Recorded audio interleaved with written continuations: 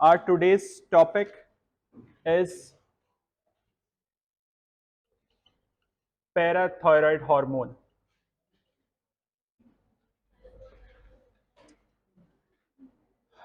Parathyroid hormone is released by parathyroid gland. कितने होते हैं?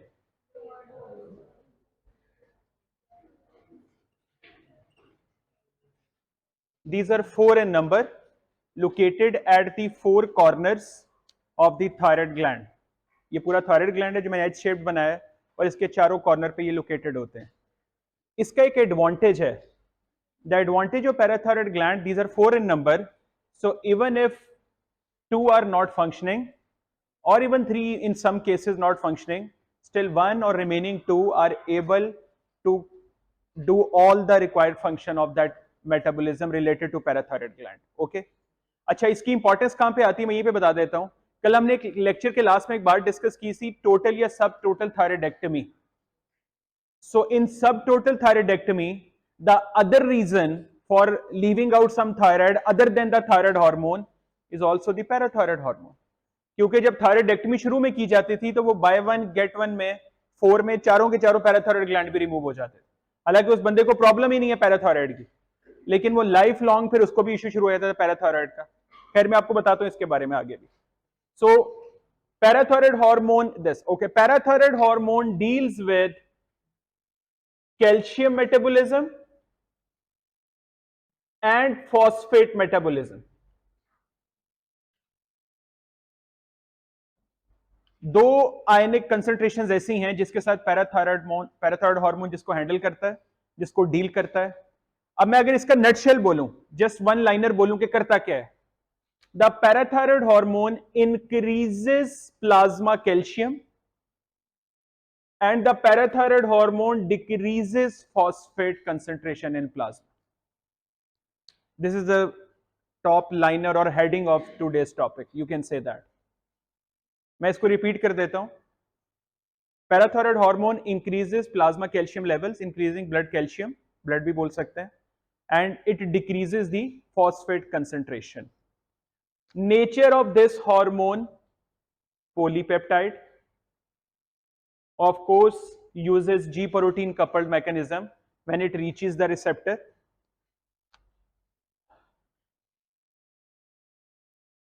तीन है मैकेनिज्म ऑफ एक्शन जिससे पैराथायराइड हार्मोन काम करता है. इसकी एक गुड न्यूज भी है, it does not have any metabolic functions. Metabolism related to carbohydrate, protein and fat, इसके साथ कोई छेड़छाड़ नहीं करता है. It directly encounters the calcium and phosphate level by 3 mechanisms.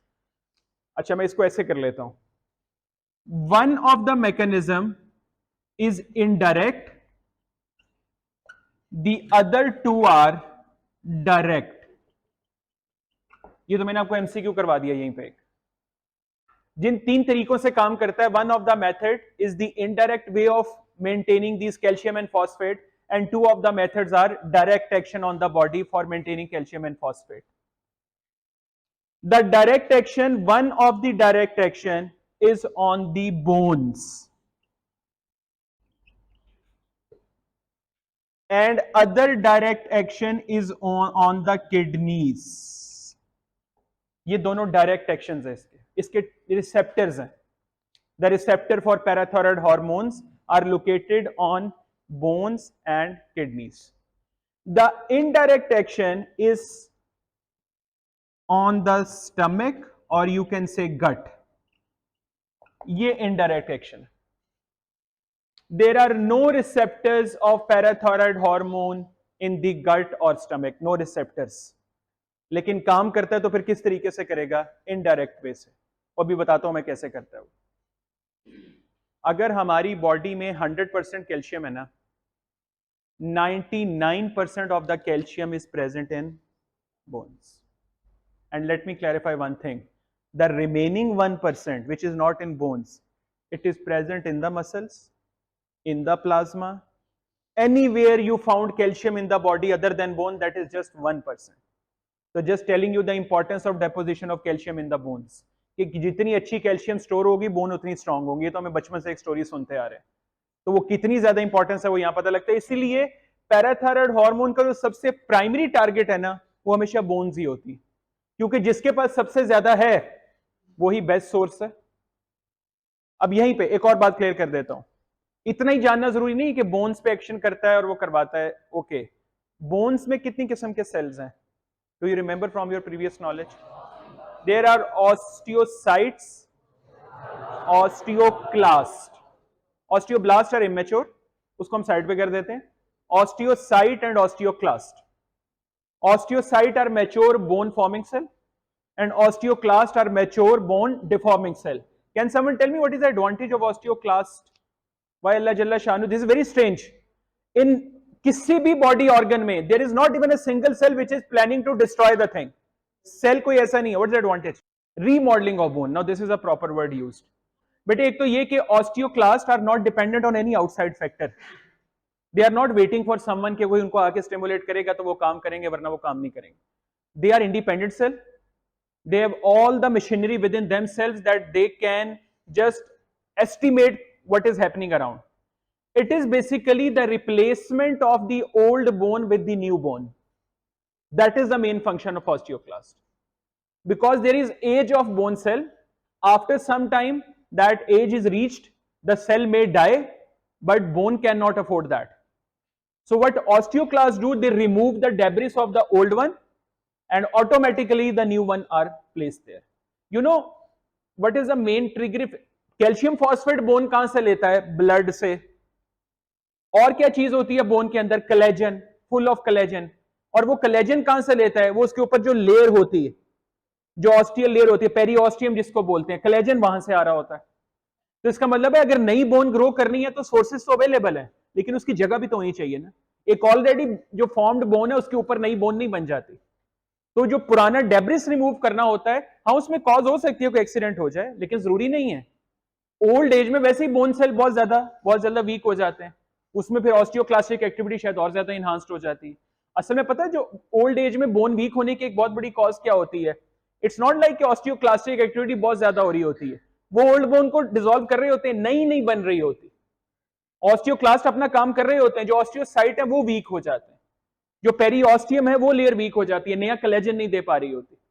तो that's how that thing is done their old. तो osteocyte का फंक्शन ये है, ऑस्टियोक्लास्ट का, sorry. What parathyroid hormone does here? दो तरीके से बोन से, एक तो बात पक्की है कि बोन को तोड़ के कैल्शियम निकालेगा. अगर मैं लेमैन लैंग्वेज में बोलूं तो उसने ब्लड में कैल्शियम लेवल क्या करना है ये नहीं भूलना. ब्लड में कैल्शियम को क्या करना है? ज्यादा करना है.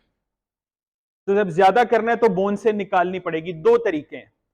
इसका जो एक्शन है, जो फर्स्ट मैकेनिज्म है, उसको कहते हैं the rapid phase, and the second one is called as slow phase. When parathyroid hormone reaches the bone via blood, then it does two kind of functions on the bone. The first one is rapid, jaldi, फौरन calcium लेकर आ जाएगा. And the second one is slow phase. The first one, the rapid phase, is also called as osteolysis. इसके word से ही आपको काफी चीज clear हो रही होगी. The breakage of the bone, osteolysis. The slow phase is because of the activation of osteoclast.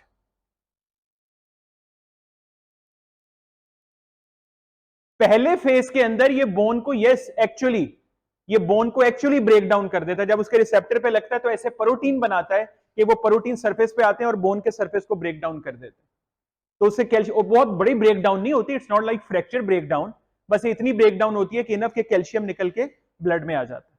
और देखो 99% है यार, तो अगर उसमें 0.001% में निकल के आ गया तो ब्लड की तो फिर काफी सारी रिक्वायरमेंट पूरी हो जाएगी, तो वो उतना बहुत होता है. The slow phase is by activation of the osteoclast. Parathyroid सिर्फ ऑस्टियोक्लास्ट को एक्टिव करके चला जाता है. So what osteoclast can do, we all know that. It will take its time, that's why it is slow. It will take some time, but after it has taken its time, then again इससे भी calcium. तो इसका मतलब है, तो गौर से समझो, concept समझो. If parathyroid hormone is in the blood and it has done its function, now it is no more, still the calcium keeps on coming in blood because of the slow phase. तो इसलिए एक blessing हो गई ना, हर वक्त नहीं parathyroid चाहिए. अगर लो हो गया है पैराथायराइड आएगा, अपना काम करेगा, और सिर्फ इतना नहीं करके करके जाने के बाद भी क्या होगा, एक कांस्टेंट लेवल डेवलप होता रहेगा, एक कॉन्स्टेंटली कैल्शियम लेवल राइज होता रहेगा. अच्छा, similarly by the slow and rapid action, not only blood calcium is increasing, blood phosphate is also increasing by the action of parathyroid hormone on bones, a very common MCQ which is usually mistaken by the students. मैं आपको line बोलता हूं, एक इधर गौर से सुनना. Overall speaking, अगर मैं 1 2 3 एक्शन कंबाइन करूं तो blood calcium is increasing, blood phosphate is going down. But if I am talking only about bones, the blood calcium and blood phosphate both are rising. दोनों ही बड़े होते हैं सिर्फ बोन के एक्शन से. इतना ही रखो अभी ज़हन में. मैं क्लियर करता हूं कम कहां पे होता है, वो भी बात करते हैं. अभी सिर्फ इसको इतना याद कर लेते हैं. बात समझ आ गई कि नहीं, कि अगर सिर्फ बोन के एक्शन की बात करेंगे तो कैल्शियम का लेवल भी बढ़ रहा है और फॉस्फेट का. बेटे बोन के लेवल पे ऐसी कोई सिलेक्शन नहीं है कि कैल्शियम बढ़ेगा फॉस्फेट आएगा ही नहीं. नहीं, कैल्शियम फॉस्फेट प्रेसिपिटेशन होती है बोन के अंदर. अगर अंदर इकट्ठे आते हैं तो निकलते भी इकट्ठे ही. तो दोनों का लेवल ब्लड में ज्यादा हो रहा होगा by the action of parathyroid hormone bones. Now the second one, the action of the direct action of parathyroid hormone on kidney. यहां पे चेंज है कैल्शियम और फॉस्फेट की. नॉर्मली जब यूरिन फॉर्मेशन हो रही होती है ना, यूरिन फॉर्मेशन आपने किडनी में पढ़ रखा है, रीनल के आपने पढ़ रखा है सारा, तो कैल्शियम रीअब्जॉर्प्शन के मैकेनिज्म कोई खास एक्टिव नहीं है वहां पे. आपने जितने मैकेनिज्म पढ़े होंगे, सोडियम ग्लूकोज को transport, sodium water, sodium chloride, 1 sodium 1 potassium 2 chloride channel, 1 sodium 1 calcium channel, aquaporins by ADH, calcium की बात नहीं होती. When there is parathyroid hormone in the blood and it reaches the kidneys, it has also receptor there. It causes increased calcium reabsorption. क्या करता है? Reabsorption का मतलब तो पता है ना, क्या डायरेक्शन है रीएब्जॉर्प्शन में? डायरेक्शन क्या है? From the tubule back into the blood. From the tubule back into the blood. So it causes calcium retention in the body. Parathyroid hormone by action on the kidney. बात समझ आ रही है आपको? और कैसे करेगा? कैल्शियम चैनल डेवलप करेगा वहां पे. कैल्शियम एंटर होगी पहले सेल के अंदर, सेल से इंटरस्टिशियम, इंटरस्टिशियम से ब्लड के अंदर. यूरिन में कैल्शियम नहीं जाएगी, तो नेट इफेक्ट ब्लड पे क्या आने वाला है? But in kidneys, parathyroid hormone causes decrease in phosphate reabsorption. Phosphate की reabsorption कम कर देता है. So as an action of parathyroid hormone, phosphate is going out of the body through urine. Bone पे सेम एक्शन कैल्शियम फॉस्फेट के लिए, लेकिन kidney पे क्या हो गया? ऑपोजिट. तो इनको अगर नेट इकट्ठा करें दोनों एक्शंस को, तो ओवरऑल हो क्या रहा है? कैल्शियम तो दोनों केसेस में ही बढ़ रहा है ब्लड में, लेकिन फॉस्फेट एक में बढ़ रहा है, एक में कम हो रहा है. तो नेट जो एक्शन होता है वो फॉस्फेट लेवल क्या होना शुरू हो जाता है? कम होना शुरू हो जाता है. अब रह गया थर्ड एक्शन, जो कि इनडायरेक्ट है, गट या स्टमक पे. तो इनडायरेक्ट में कोई दरमियान में होना चाहिए ना, देयर शुड बी समथिंग जो ये काम कर रहा है. एक्चुअली वो वाला काम भी जो है ना पैराथायराइड हार्मोन का, वो किडनी के थ्रू ही हो रहा है. ये वाला भी मैं समझाता हूं कैसे. पैराथायराइड हार्मोन एक तो किडनी पे कैल्शियम इंक्रीज किया, रीअब्जॉर्प्शन, फॉस्फेट डिक्रीज किया. There is another thing happening on the kidney by the action of parathyroid hormone. It causes the activation of vitamin D3.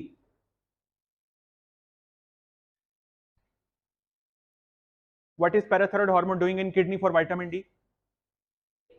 It is activating the vitamin D3 in the kidney.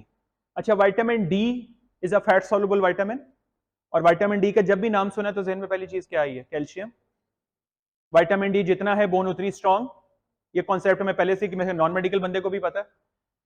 vitamin D1, इसका मतलब है D1, D2, D3. D1 is formed in skin, cholesterol से. D2 is formed in liver, and then D3 is formed in kidney. But the conversion of D2 into D3 in kidney is under the action of, if no parathyroid hormone, D2 will remain as D2 in the kidney. It will never be activated. The D1 and D2 are inactivated form of vitamin D. The D3 is the only activated form of vitamin D.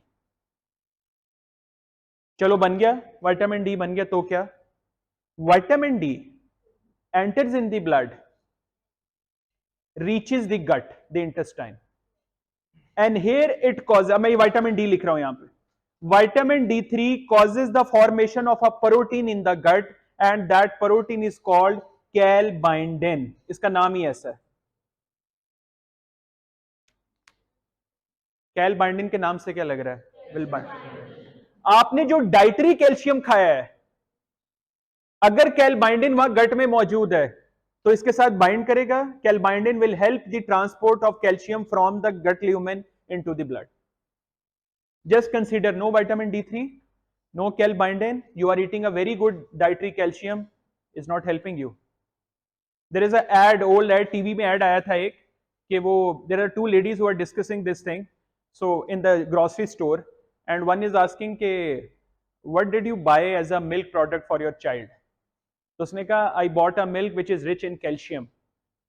Then she asked the next question, are you sure this calcium will reach the blood of your child? उसने कहा why not, the milk is rich in calcium. उसने कहा are you sure this calcium will reach? उसने कहा how I will be sure? उसने कहा bye a milk not only calcium rich but also calcium and vitamin D rich. You are taking a very good calcium tablets, we have calcium supplements, we all know about that, you are taking a very good calcium supplements, but if the vitamin D level in your blood is low, hardly any calcium is entering your blood, hardly। मैं आपको एक बात बताता हूं, vitamin D level, अब तो खैर काफी इस पे रिसर्च बहुत हुई है पिछले 4-5 सालों के अंदर। पाकिस्तान में विटामिन डी का जब भी प्रेवलेंस रेट कैलकुलेट हुआ है, आज बैठ जाओ थोड़ी देर के लिए, 1 मिनट बैठ जाओ, थोड़ी देर बैठ जाओ, मैं आपको फिर आपको अलाउ कर देता हूँ लास्ट 5 मिनट्स। कौन आ रहा है? आप यहां रख दो, मैं इनको फिल करवा दूंगा, यहां रख दो, ठीक है, थैंक यू, ओके।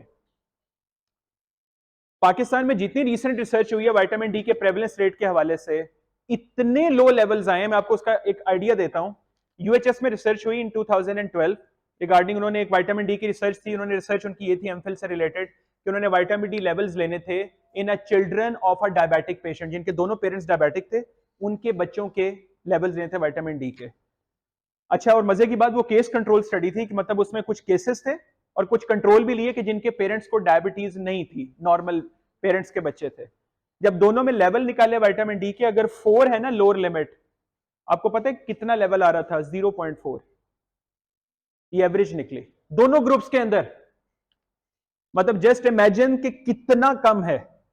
और ये वो बच्चे थे, ये वो स्टूडेंट्स उन्होंने लिए जो पंजाब यूनिवर्सिटी के, and many of them were doing MPhil and PhD studies from University of Health Sciences, that time some student of Allama Iqbal Medical College as well। ये वो स्टूडेंट लिए कि मतलब जो यूजली जो इमेसिएटेड नहीं है, जो यूजली कंसिडर किया जाता है कि डाइट नॉर्मल ले रहे होंगे। So just you can imagine the calcium problems in them.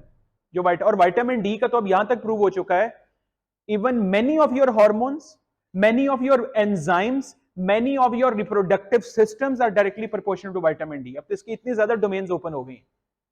Polycystic ovarian syndrome, has female ovaries में मल्टीपल सिस्ट बन जाती हैं, has a direct correlation with levels of vitamin D. The female who have low level of vitamin D are considered to be much more prone towards the PCOS. Just imagine, मतलब direct link कोई समझ नहीं आ रहा है इसका, genetic की कुछ शायद होगा लिंक, व्हाटएवर, लेकिन ये प्रॉब्लम आ रही है। Steroid hormone synthesis is directly link to vitamin D formation. So ये इतना लो आ रहे हैं, just consider the importance of parathyroid hormone in activating the natural vitamin D. तो इसलिए जब भी आप कैल्शियम, जब just the thing to know about, whenever you take calcium supplement, do take vitamin D supplement as well, क्योंकि calcium blood में कम हुआ ही एक्चुअली इसी की प्रॉब्लम की वजह से। और विटामिन डी में आपको ये क्लियर बता दूं, मतलब अब तो मैंने इसका इतना पढ़ा है और मुझे ये समझ आनी शुरू हो गई है, यहां तक मुझे Orient, I may be wrong, कि शायद किसी का कैल्शियम लेवल, किसी का विटामिन डी लेवल नॉर्मल नहीं, स्पेशली इन पाकिस्तान। तो मुझे लग रहा है कि शायद किसी एक का भी नॉर्मल नहीं, और ये बिल्कुल लो हो रहा है। तो ये जनरली अपनी हैबिट अपनाओ कि विटामिन डी सप्लीमेंट, यूजुअली उसके इंजेक्शन आते हैं, उसके इंजेक्शन का रूल ये होता है कि आप यूजुअली 1 वीक में 1 इंजेक्शन, 3 इंजेक्शन आप लेते हैं, उसको ड्रिंक कर सकते हैं आप। वो फैट सॉल्युबल होते हैं, उसको आप किसी भी पानी में, दूध में मिक्स करके आप उसको ले लो, और 1 वीक में एक, मतलब आज आपने वेडनेसडे को एक लिया है, फिर अगले वेडनेसडे को और अगले वेडनेसडे को, this is the dose of it, everyone can take it, कोई इसमें कोई रॉकेट साइंस नहीं है लेने वाली। तो इससे विटामिन डी कई मिलियन यूनिट्स ऊपर आता है। एनीवेज, सो ओवरऑल बेटे बात सुन लो, सो अब मैं इसके एक्शन को सम अप करने लगूं। अच्छा, कैल बाइंडिंग यहां से कैल्शियम की रीअब्जॉर्प्शन को इंक्रीज करता है। किसकी रीअब्जॉर्प्शन को? कैल्शियम, फॉस्फेट की नहीं। तो इसका मतलब हो गया कि ओवरऑल स्पीकिंग कैल्शियम तो तीनों तरीके से ब्लड में ज्यादा हो रहा है। तो इसीलिए जब हम when we talk about parathyroid hormone, actually we are always talking about calcium metabolism because it is directly proportional to the calcium metabolism thing. There is another hormone related to calcium metabolism, calcitonin, opposite to parathyroid. अच्छा मुझे एक बात बताओ, it is just like insulin glucagon story. One is increasing blood glucose, other is decreasing blood glucose. One is increasing blood calcium, other is decreasing. अब लेकिन इसमें एक theory और ऐड कर लो, इस पैराथायराइड और कैल्सिटोनिन से रिलेटेड। अच्छा, लगता तो यही है, बर्ड्स आई व्यू करें तो लगता यही है। इसका मतलब है कभी कैल्शियम ज्यादा हो गया तो कैल्सिटोनिन लो कर देगा, अगर कैल्शियम कम हो गया तो पैराथायराइड हार्मोन क्या कर देगा? ज्यादा। इसका मतलब है बैलेंस है। गौर से सुनो, the very good and the better regulator of the two hormones for calcium, it is always parathyroid hormone. ये प्रेफर्ड है, पता क्यों? ये ज्यादा इमरजेंसी में काम करता है, ज्यादा जल्दी काम करता है। It has a quicker site of action, quicker rate of reaction, quicker action, ताकि कैल्शियम का जल्दी मेटाबॉलिज्म रेगुलेट कर। कैल्शियम मैंने बड़ा शौक था कि मुझे परसेंटेज मिल जाए कि पैराथायराइड हार्मोन कितने परसेंट रोल प्ले करता है, कितना। लेकिन अभी जैसे मैंने स्टडी किया तो एक इस तरह मेरी अपनी हाइपोथेटिकल फिगर है कि I think more than 60 to 70% role parathyroid hormone का in maintaining the calcium in blood, only 20 to 30% in with calcitonin. It's a very minor role. Okay, so number 1 2 3 function अगर करने हो पैराथायराइड हार्मोन के, MCQ याद आ गए थे। अगर 1 2 3 function करने हो, number 1 is on bones, number 2 kidneys, number 3 इन गट। ये 1 2 3 है। 1 2 3 क्यों है? इसका सीक्वेंस क्यों है? क्योंकि इसी तरह इंपॉर्टेंस है। The richest source of calcium is in bone, so the primary action of parathyroid hormone is on bones. It increases blood calcium by acting on bones. Then it acts on kidney. There are two actions on kidney. One is the calcium and phosphate. Calcium increase resorption, phosphate decrease reabsorption. And second is activation of vitamin D3. And third and the last but not the least is on the gut, indirect action via vitamin D3. Vitamin D3 comes there, form calbindin, and the calcium is reabsorbed. Clear? Whenever we're talking about any gland, any hormone, and if we are talking about their diseases, we reach one point, either it can be above the normal limit or it can be below the normal. If the parathyroid hormone is too much, then that problem is called as hyperparathyroidism, and if it is too much low, then it is called as hypoparathyroidism. इसमें कोई rocket science नहीं है, ये तो आपको वैसे ही पता चल जाएगा। जो इसमें टेक्निकल बात है वो मैंने समझानी है। तो let's begin with the cause of the disease. What can cause this? What comes to your mind? Low calcium level should induce the parathyroid hormone release. ये तो normally भी हो रहा है. Low calcium क्या इतना हो सकता है कि वो इसको abnormally high कर दे? What if the cause of low calcium is such that it is continuously causing the low calcium, and low calcium is continuously causing the increased parathyroid hormone, and it is reaching such a level that ultimately it is converting into this. ये जो आपने reason बताई है, it is one of the reason of hyper. लेकिन जरा common बात कर लो. For example, calcium is normal. Can this occur? Disease है? Yes. Speak it out. Tumor of a parathyroid gland. So whenever you have to give the cause of any hormone unlimited increase, the primary cause is tumor. Such hyperparathyroidism is called as, when there is a problem in a parathyroid gland, that is called as primary hyperparathyroidism. मैं सिर्फ hyper para लिख रहा हूं, पूरा मैं लिख नहीं रहा टाइम बचाने के लिए. Primary hyperparathyroidism. Define primary hyperparathyroidism. When the cause of hyperparathyroid hormone is in the parathyroid gland, and what that cause can be? Yes. तो इसके नीचे मैं ब्रैकेट में लिख रहा हूं. अभी हम कॉज की डिस्कशन कर रहे हैं सिर्फ. क्यू के यूएचएस का एमसीक्यू कॉज से शुरू होता है. यूएचएस का एससीक्यू एमसीक्यू कॉज से शुरू होता है. ऐसे लिखा होता है 45 year old patient with the history of, यहां से बात शुरू हो रही होती. तो if we know the cause properly we can address it. Primary hyperparathyroid. ये जो भी हमने इससे पहले बात की, जिसमें any other source outer than the parathyroid gland is decreasing the calcium level so much that it is causing the increase in parathyroid hormone. Such hyperparathyroidism is called as secondary hyperparathyroidism. What is the cause of secondary hyperparathyroidism? आप पहले आसान बोलो, आसान बोलो. Sir, the parathyroid gland is normal here. In this secondary case, there is a problem outside parathyroid gland. Clear? अच्छा वो क्या होती है? कर लेते हैं. Most probably that is chronic renal failure.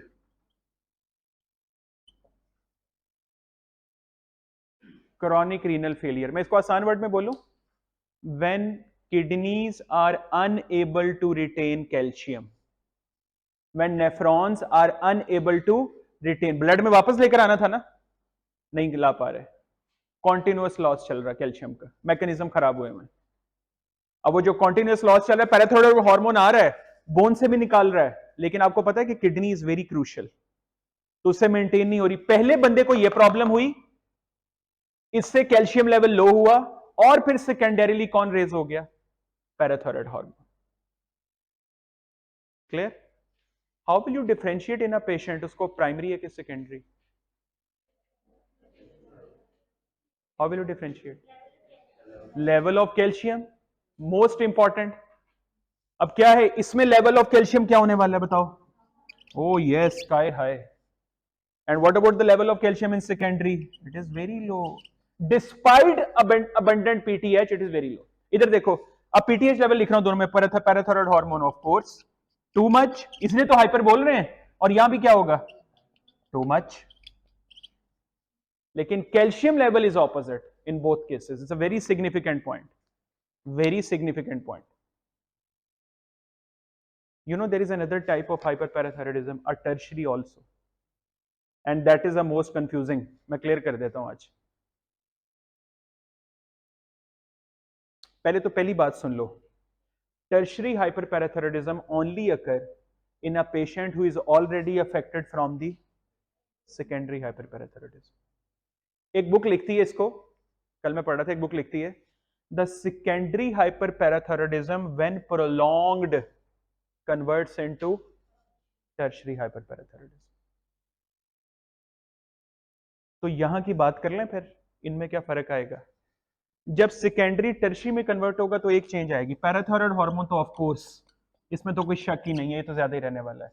Now the decrease calcium will convert into normal और increased, normal और इंक्रीज्ड. अभी उसमें कन्वर्ट हो जाए. Now, should I ask you a question now? A very important question. How will you differentiate between primary and tertiary?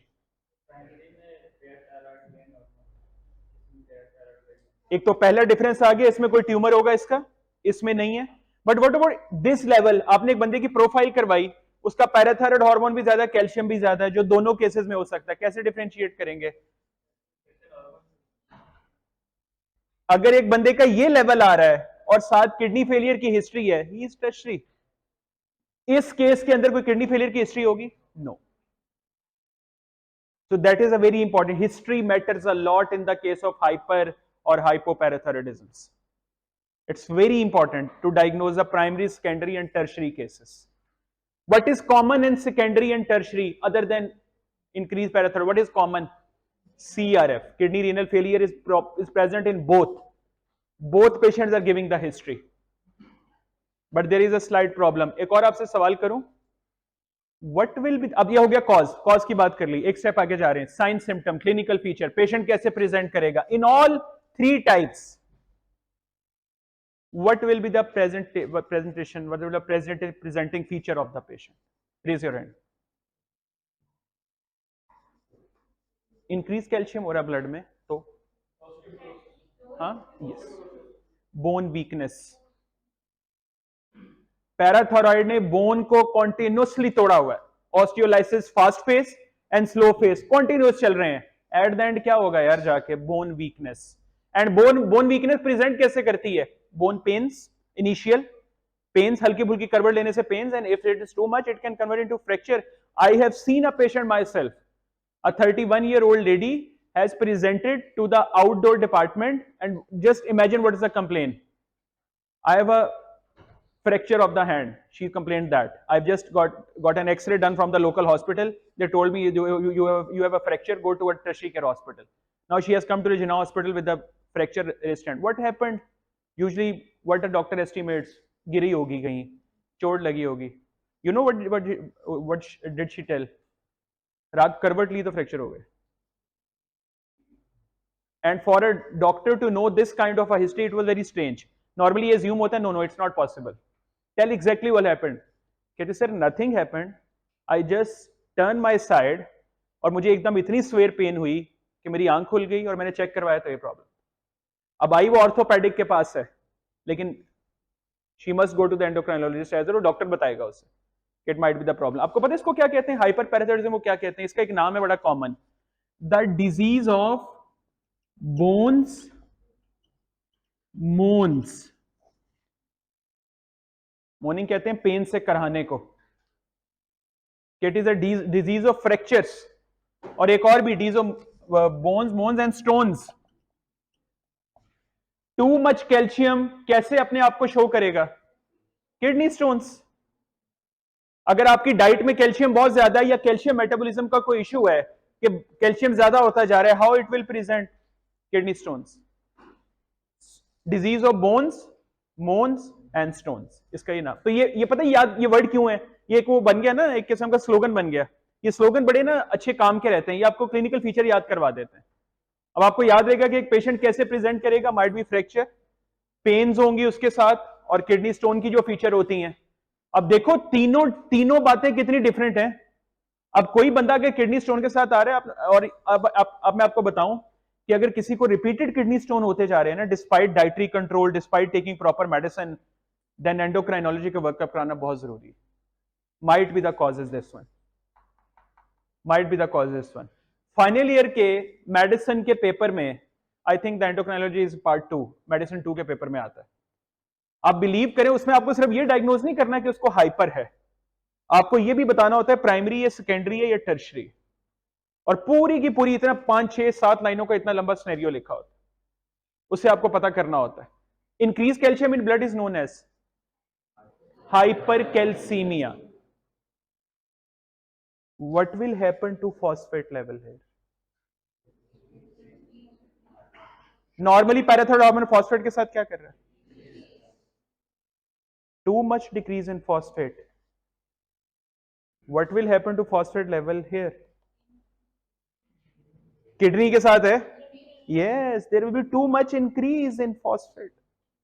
उल्टा हो जाएगा ना, कैल्शियम को वो मैकेनिज्म खराब हो गए हैं और फॉस्फेट को वो निकाल नहीं रहा. दोनों काम ही चल रहे हैं ऑपोजिट एक दूसरे के. तो इसका मतलब है, आपको पता आपके लेवल पे, आपके लेवल फाइनल मेडिसिन होती है, मैं कुछ और बताता. आपके लेवल पे सिनेरियो ये आएगा, patient has presented with hypercalcaemia and hypophosphataemia. बहुत बड़ा क्लू है. अगर ये दो फीचर इकट्ठी आ रही हैं, इसका मतलब है ये नहीं आपको बताएंगे कि पैराथायरॉयड हार्मोन भी ज्यादा है. इतना सिंपल बात नहीं आपको कर देंगे, वो तो बहुत आसान हो जाएगा बात. लेकिन आपको इस तरीके इनवर्ट से आपको सिनेरियो को पिक करना है. और ट्रीट कैसे करेंगे? Depending upon the cause. You have to remove the tumour, you have to treat the renal failures. इस केस में, सेकेंडरी और टर्शियरी के केस में, you can't do anything with parathyroid gland. कुछ कर ही नहीं सकते आप उसका. सो अब प्राइमरी, सेकेंडरी, टर्शियरी की मैंने 3 चीजें करवाई हैं आपको. Causes, clinical feature, clinical feature is important for you, and the third, last but not the least, is treatment, और depending upon the cause. Hypoparathyroidism की कॉज,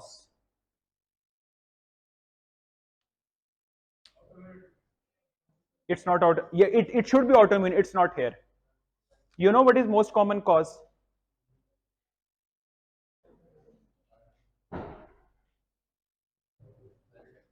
थायरॉयडेक्टमीज. अब मैं ये आपको क्लू दूं, सुन लो बात. A 35-year-old female recently operated for thyroidectomy. यहां से शुरू होगा इसका सिनेरियो. बेटे ये कॉज, डिजीज को ना मैंने तो हमेशा 4 हेडिंग्स में याद की है, हमेशा 4 हेडिंग में. Cause, clinical feature, investigation, treatment. 3rd year से ऑनवर्ड तो आपको ये करना पड़ेगा, वहां से डिजीज शुरू हो जाएंगे. तो ये 4 ही हेडिंग यहां पे करोगे। उसका फायदा क्या होता है इस अप्रोच का, आपके क्लिनिकल सिनेरियो पिक होना बहुत आसान हो जाता है। तो यहाँ पे कॉज क्या बन रही है, थायराइडेक्टमी, ये आपको बताएगा हिस्ट्री में, और कुछ भी नहीं बताएगा आगे। जस्ट थायराइड, अब मैं आपको बताया था टोटल थायराइडेक्टमी का नुकसान, थायरॉक्सिन पे भी लगना पड़ता है, पैराथायरॉयड, अच्छा पैराथायरॉयड हार्मोन अगर पैराथायरॉयड ग्लैंड सारे ही निकाल दिए, पेशेंट को लाइफ लॉन्ग किस पर लगना पड़ेगा, कैल्शियम सप्लीमेंट्स। और आपको मैं बताऊं कितना कैल्शियम लेना पड़ता है, मैं पेशेंट्स की मैं प्रैक्टिकल बात आपको बताता हूं। ये जो 1000 मिलीग्राम का कैल्शियम टैबलेट नहीं, जो च्यू करते हो या पानी में डिजोल्व करके, थ्राइस अ डे, और ये वो है कि आप मिस नहीं कर सकते। आई हैव सीन मेनी पेशेंट्स जिनकी टोटल थायराइडेक्टमी, उनका कुछ ऐसा प्रॉब्लम था कि they have to remove the whole thyroid gland, there was so much cancer spread there, they have to remove the whole thyroid gland, and they were on the calcium supplement, they were taking it properly, but despite those things they still present in the emergency on one and एक दिन छोड़ के आ ही रही हैं बेचारी, female में ज्यादा common होता है, आ रहे हैं बार बार आ रहे हैं patient. How the patient will present, what's the profile, what will in blood, hypocalcaemia, parathyroid hormone तो कम है ही, और हाइपोकैल्सीमिया की प्रेजेंटेशन क्या होती है, टेटनी, यस, टेटनी का दूसरा नाम carpopedal spasm, carpopedal, carpo for pedo for foot. अच्छा चलो मैं आपको करके दिखाता हूं, प्रैक्टिकल करके दिखाऊंगा, याद रहेगा आपको। इसका पेशेंट कैसे आता है, मैं पेशेंट बता रहा हूं इसका एग्जैक्टली, जब टेटनी का पेशेंट है, मैं ये नहीं बता रहा हाइपोकॉज क्या, उस पर नहीं जा रहे, टेटनी का पेशेंट कैसे होता है। टेटनी का पेशेंट, उसके हाथ दोनों ऐसे मुड़े होते हैं अंदर की तरफ, just like this, the thumb and the little finger they are usually straight and the middle fingers are usually folded inwards, और ये जो रिस्ट जॉइंट होता है अंदर की तरफ inverted, just like this, folded, और चेस्ट के ऊपर ऐसे आए होते हैं, वो सीधा नहीं कर पा रहा होता, स्पेजम है ना, मस्कुलर स्पेजम है। अब वो ऐसे कर रहा है और ना वो जोर लगा रहा है अपना, वो कंटिन्यू जोर लगा रहा है कि इसको खोले, लेकिन वो खुल नहीं रहा, तो इसलिए वो देखने वाले को पिक्चर आती है शिवर हो रहा है, शिवरिंग चल रही है, शिवरिंग हो नहीं रही होती, शिवरिंग का कोई कॉन्सेप्ट नहीं है, लेकिन बस देखने वाले को पिक्चर आ रही होती, ऐसे होता है। और usually the patient is crying, it's not unconscious, spasm है ना, अनकॉन्शियस नहीं है, और वो इसलिए परेशान होकर रो रहा होता है, क्योंकि उसको ये फीलिंग आ रही होती है। मैंने अक्सर उनकी हिस्ट्री में पूछा है कि व्हाई वर यू क्राइंग, उन्होंने कहा मुझे लगा मेरा आखिरी टाइम आ गया, कि something is happening like this, तो उनको लगा कि मैं इतनी पेन में इस वक्त चला गया हूं कि मेरा शायद this is last time of my, last day of my life and I am gone, just like gone. और वो प्रेजेंट करता है, और वो बोल भी रहा होता है, बोलने में जरा थोड़ी सी आ रही होती है, क्योंकि ज़ाहिर स्पेजम होता है, जनरली वो परेशान होते हैं, एंग्जाइटी में बहुत ज्यादा होता है, टेकिकार्डिया बड़ी यूजुअल फीचर है इसके साथ। और ये अच्छा, ये तो ऐसे है, और जब पीडल का होता है तो पीडल में दोनों पॉइंट्स अंदर की तरफ होते हैं, वो पेशेंट ऐसे लेट के आ रहा होता है, बिल्कुल ऐसे, बिल्कुल just like this, just like this कर रहा होता है, इसको कहते हैं tetany, this is a sign symptom tetany. और अगर ये हो रहा है तो इसका मतलब है कैल्शियम लो है। I have a question, can tetani occur in hyper parathyroidism?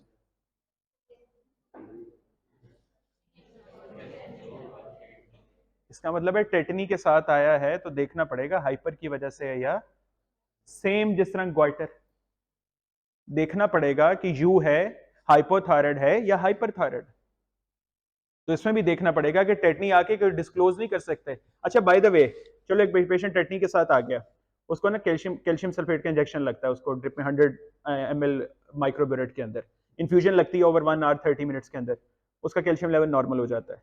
What is the first question you will ask when he is normal? Yes, is there any history of kidney failure? No sir, my kidneys are absolutely normal, आपको age से भी पता लग ही जाता है most probably. Then the next question should be asked of, और ये आस्क से वैसे ही you can see the scar. ये पता मैं आपको क्यों बता रहा हूं ये बातें, ये बेटे ये एक डॉक्टर की अप्रोच होती है, ये डॉक्टर का ना जो साइट है ना, साइट, ये मैंने देखा, मैंने एक एक्सपीरियंस डॉक्टर इन अनएक्सपीरियंस डॉक्टर में एक फर्क देखा है। The observation of such a doctor who is experience is exemplary. The patient is just walking here and sitting on the table, 70% diagnosis already made by the experienced doctor. They have such a clever techniques of just picking up the disease. Okay, he's coming, he's lethargic, the eyes are pale, might be having hepatitis. What's are your complaint? उसके दिन में पहले ये बताएगा lethargy और weakness और बुखार रहता है, ये यहाँ ये पहले ही पहुंच चुका है. He's just asking to confirm it. बात समझ रहे हो? The eyes cannot see what the mind does not know. तो वो बिल्कुल इसी के साथ एसोसिएटेड है, तो यहां से थायराइडेक्टमी देखना पड़ेगा। मोस्ट कॉमन कॉज इसकी है ये। ऑटो इम्यून यूजली होता है, लेकिन पैराथायराइड हार्मोन के केस में केसेस प्रेजेंट नहीं होते। Now I have an interesting question, जरा कॉमन सेंस यूज करके, कॉमन सेंस तो नहीं शायद आएगी इसमें यूज। व्हाट इफ एक पेशेंट की थायराइडेक्टमी करनी है, टोटल ही करनी है, प्रॉब्लम ऐसा है नहीं छोड़ सकते थायराइड ग्लैंड पीछे, इतना कैंसरस है, ये इतना टॉक्सिक है, और हमें पता है कि उसको कैल्शियम टैबलेट्स पर डालेंगे फिर भी बेचारी या बेचारा जो भी है वो उसको आना पड़ेगा। Now there is a newer technique, very interesting. पता क्या करते हैं, थायराइड पैराथायराइड रिमूव करना पड़ रहा है, देखो डेड तो नहीं हुआ ना, आप रिमूव करें, you know what they do, just एक पैराथायराइड ग्लैंड लेके they implant it on the subcutaneous tissue in forearm. Yes, it's a very interesting thing. अब वो क्या होता है, उसको इम्प्लांट करते हैं, वो कुछ दिनों में अपनी ब्लड सप्लाई वहां से लेता है एनास्टोमोसिस के जरिए एंड स्टार्ट वर्किंग हियर। उसका फायदा क्या है पेशेंट को, नो कैल्शियम सप्लीमेंट्स, लेकिन हाँ जितनी देर उसको लगनी है अभी डेवलप होने में वहां पे, at that time yes he or he must take that calcium supplement, but for life long purposes he or she is safe. ये हो जाता है, होता है, फोर आर्म पे उसको इम्प्लांट कर देते हैं। ये पहले ट्राई करके देखी गई थी, it became successful, now it is being used very frequently. लेकिन वैसे मैं बताऊं, एक डॉक्टर, एक सर्जन स्पेशली बहुत कॉशियस होता है इस मामले में, whenever he or she is going to have the total thyroidectomies, पूरी कोशिश करते हैं कि किस तरह पूरा थायराइड ना निकाला जाए। आपको पता है थायराइड के जो डायग्नोसिस के तरीकाकार हैं, उसमें थायराइड स्कैन है, बहुत सारी चीजें, वो बहुत दफा करवाया जाता है। वो पेशेंट भी इवन कुछ लोगों में इरिटेट होना शुरू हो जाता है, यार इतनी दफा क्यों टेस्ट करवा रहे हैं, करवा तो लिए। डॉक्टर इज मेकिंग श्योर कि if there is some part of the tissue can be left in the patient, it should be left in the patient. वो ये मेक श्योर कर रहे होते हैं। लेकिन अनफॉर्चुनेटली बहुत रेयर केसेस अब तो खैर हैं, लेकिन होता है कि जब टोटल करनी पड़ती है तो इसकी कॉज में ये फिट इन हो जाएगा। ये हाइपो, इसमें कोई नहीं, इसमें प्राइमरी सेकेंडरी वाला ऐसा कोई सीन नहीं। Hypoparathyroidism is hypopara. What will be the blood features, क्या हाइपो और हाइपर क्या होगा?